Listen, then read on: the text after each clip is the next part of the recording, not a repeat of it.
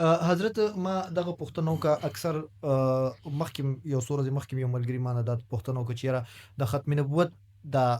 اواز چې کوم دی دا خلکو د دین خو نورم بلا شوبې دي. ختم نبوت دغه تاسو ولې دومره راوچت کړی دی او په دې باندې چې کوم دی په هر ځای کې جلسې هم کېږي او جلوسونه هم کېږي او خبره هم پې کېږي د دې وجه سره. نو ما دغه تپوس وکړو چې د دې تحریک ختم نبوت د قیام پس منظر څه و؟ یعنې دا ختم نبوت تحریک څنګه شروع شو؟ اصل کې دا خبره لغونه تفصیل طلب جی. د خو ډیره نه جی. وخت د کمی په وجه زه به اختصار سره عرض وکم. جی. نو منه خبره دی کې دا چې د جناب محمد رسول الله صلی الله علیه وسلم زندګۍ ته مونږ وګورو جی. نو د امام الانبیا په زندګۍ کې ټوټل د نبوت کلونه چې دي دا 23 کال دي جی. ظاهري نبوت چې کوم جی. او په دې کې 14 کال چې دي نو دا مکی دي او 10 کال بیا تقریبا څه کم دا مدني دي. جی. په دغه ټوټل وخت کې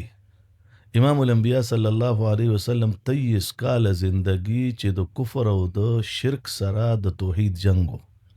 په دې کې 259 صحابه ته شهادت ملو شو. صحیح. مسله هم و جی. او 259 صحابه شهیدان شو او د کفارو تعداد 759 جی. سکمه تسوا جی. تقریبا دغه څه او هغه چې دی انو قتلم چې د پیغمبر صلی الله علیه وسلم په ژوند کې کله اسود عنسی هغه د نبوت دعوا وکړه نو امام الانبیاء صلی الله علیه وسلم فیروز الدیلمی هغه پسې ولېږلو ویلاړ شه او د مردار کنو راځي با نو فیروز الدیلمی هغه مردار کړو چونکه د تر لور په واده و جی. نو د سره خاندانی قرابت د چې هغه مردار کړو نو امام الانبیاء په بستر مرګ دغه وخت کې پروت و دا ناره والي و چې فاز فیروز کامیاب شو نو چې د امام الانبیاء په جبه راشي چې د کامیاب شو خو مطلب دا چې د جنتی شو. بیا ورپسې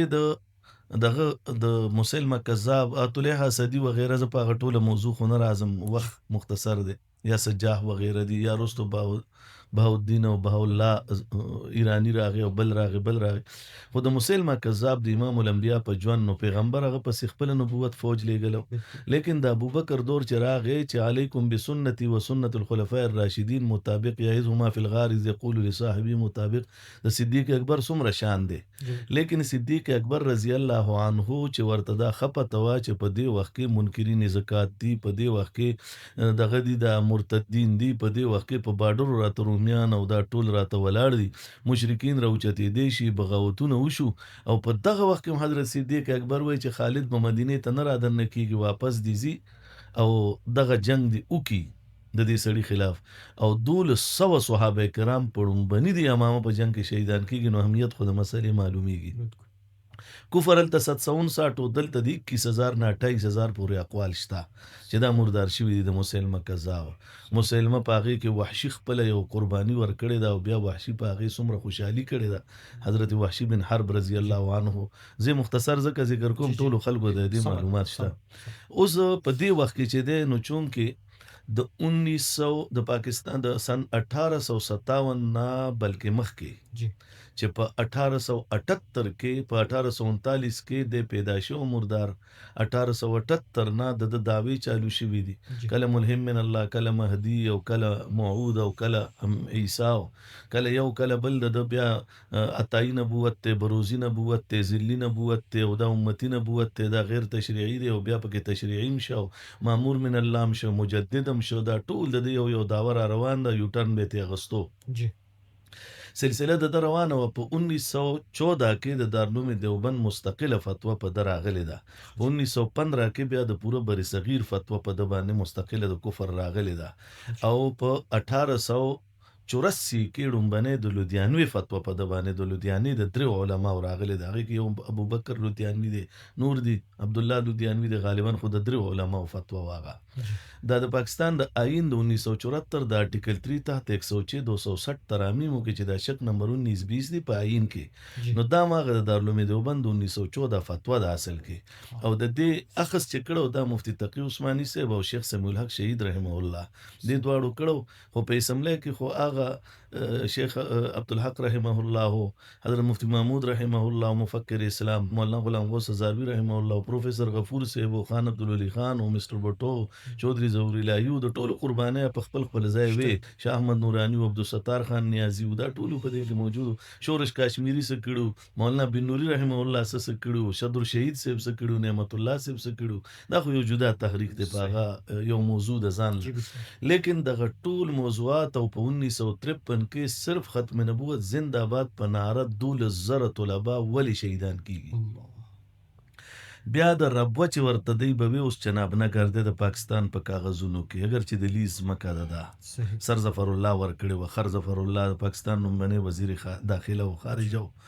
نو دغه ځمکه چې ده، نو په دغه باندې په دغه ځمکه زمونږ مسلمانان کالج والا له چاله خپې ماتې شوې، چاله لاسونه، چاله سرونه. بیا چې په یو وطن کې یو سړی اقلیت هم شو، پاغه د وطن په آئین کې د دې لیکلو پابندیم شو چې کده لا اله الا الله محمد رسول الله په کور یا په دکان لیکل یا په عبادت خانه، نو سپریم کورټ فیصله ده. زه د میډیا په ذریعہ کولا ویم چې د واجب القتل شدنه بسر قلمیږي که صرف دای مولیکل، او داغي باوجود دومره جرأت ته داغي. خب بیا د دین علاوه د باندې د کتابونو پابندي د 298 سی 295 سی لاندې د اډیننس د پاکستان د امتناع قادیانیت د 1984 دغه مطابق یو خاص سزا موت ته بل خو وکاله قید د بیا مغه کتابونه چاپ کې، بیا مغه پرچار کې، بیا مغه ځان ته احمدي وای، عین کې په دین پابندي دی، د ځان ته احمدي مسلمان نه وای، عین کې په دین پابندي دی چې پاکستان کې درخواست لیکن وای زموږ مسجد حال کې د مسجد نوم نشته، دی وای ز قرباني کوم د قرباني په د پابندي ده، دی وای ز اختر پر نه کپڑے چوم په د پابندي ده، دی وای ز مسلمانانو شعار چې کم ځای کې استعمالي غټولو باندې په د پابندي ده، دی بیام کوي. نو دا دومره علما چې راوچت شوي دي الته د پیجونه دی، بیا پیجونه الاسلام چې کله کولاو کې چینل، خلیفۃ المسلمین چینل چې کولاو کې، ام ټی ای چې کولاو کې، داسې ډاکټر یحیی غون یو خنزیر دی، داسې ورسره چې دنو د دغه نادر په نوم باندې، علمی په نوم باندې، داسې د فیضان ختم نبوت په نوم باندې، سرکاري مسلمان احمدي مسلمان په نوم، تاسو ته زیات معلومات په دې ټولو باندې دی کار کوي. بالکل کم از کم نن دور کې زمونږ د نالج مطابق 100 پورې پیجونه او چینلې او ایډیوګانو باندې دی کار کوي، او په قسم قسم طریقو په سټوډنټانو کې. نو د عالم مجلس تحفظ ختم نبوت یو مقصد دا دی، دا مونږ چې ټول ملک کې ګرځو، یو ورځ په لاهور کې خلک لا پکې خندامو کې، اول خلکو دا خندا کول استاسو زه خیر دا به بیا رستو په دې خبره وکم، خو لکه دغه ټول حل زلې د دې علماو دا منډې دا ترړې لکه نن ما زه د په ثوابه اجتماع کې ومه جی لسنیمو بجو پورې هلته په سټیج زه په لایو کې موجود وم، 12 بجې زه دلته د مچنی ګیټ کې په اجتماع کې موجود وم، جی او اوس د تاسو له راغلم، تاسو نه بعد د بډبیرې والا ته مونږ ټیم ورکړی دی، بډبیرې تاڼي نه لږ مخکې د غځای دی هلته بیا دی هغه هم لایو وي موجود به بیچاره څنګه رسیدو ورته، بیا هغې نه بعد چې دی دا په باړه ګیټ کې دی، بیا د هغې نه بعد یو وادم دی، نو هغه ملګرو له همدې ځای بیا د ورسکروټ ته حاضري ده، صحیح بیا دلته نه بیا پنجاب ته تګ دی. نو لکه دا ټوله هله ځله او دا منډه چې ده، نو دا په څه وجه ده، دا صرف دغه دپاره ده یا نوجوان نسل راویښول. لکه موږ چې کوم یونیورسټو ته د لږ وخت کې لاړو، کالجونو ته لاړو، سټوډنټان زموږ څه نه خبر نه دي، هغه خبرول دي په خطرناک اعتراضاتو کې د هغې چل ورته خول دي. په دې وجه باندې دا خبره چې ده انتهایی په نن دور کې ډېره اهمه ده چې د امام الانبیا صلی الله علیه وسلم د ناموس حفاظت وشي. صحیح ډیره طویلا او تفصیلا خبره په تاسو کو زه تمه لرم چې ان شاء الله اوریدونکو ذهن کې چې کوم شکوک او شبهات یا به ختم شي وي.